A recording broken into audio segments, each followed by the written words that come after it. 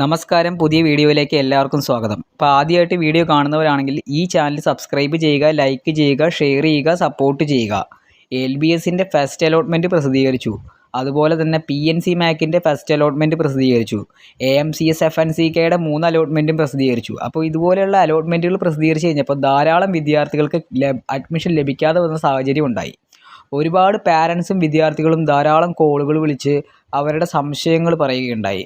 അവർക്ക് ലഭിച്ചിരിക്കുന്ന മാർക്ക് ഇത്രയാണ്, അവർക്ക് ലഭിച്ചിരിക്കുന്ന റാങ്ക് ഇത്രയാണ്, അവർക്ക് സ്റ്റേറ്റ് മെറിറ്റിലെ റാങ്ക് ഇത്രയാണെന്നൊക്കെ പറഞ്ഞ് ധാരാളം സംശയങ്ങൾ. അപ്പോൾ അവർ അഡ്മിഷൻ ലഭിക്കാനുള്ള സാധ്യതയുണ്ടോ എന്നുള്ളത് പരിശോധിച്ച് കൊടുത്തപ്പോൾ പല കോളേജുകളുടെ സീറ്റിൻ്റെ അവൈലബിലിറ്റിയും അതുപോലെ തന്നെ ഒരുപാട് കോളേജുകളിൽ സീറ്റ് ഇനി ഇല്ല, ഷോർട്ട് എന്നുള്ള അവസ്ഥയിലാണ് നമുക്ക് അലോട്ട്മെൻറ്റ് നോക്കുമ്പോൾ കാണാൻ പറ്റുന്നത്.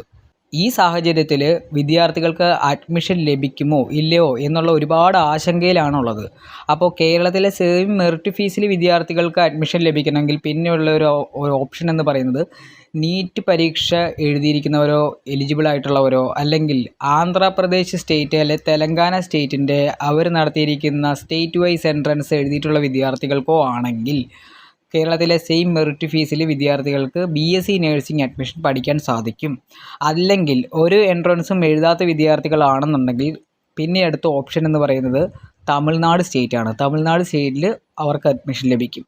കർണാടക നടത്തിയിരിക്കുന്ന കർണാടക കോമൺ എൻട്രൻസ് ടെസ്റ്റ് എഴുതിയ വിദ്യാർത്ഥികൾക്കാണെങ്കിൽ കർണാടക സ്റ്റേറ്റിൽ അവർ നിശ്ചയിച്ചിരിക്കുന്ന ഫീസിൽ പഠിക്കാൻ സാധിക്കും. ഇതാണ് ഓപ്ഷൻ ഉള്ളത്.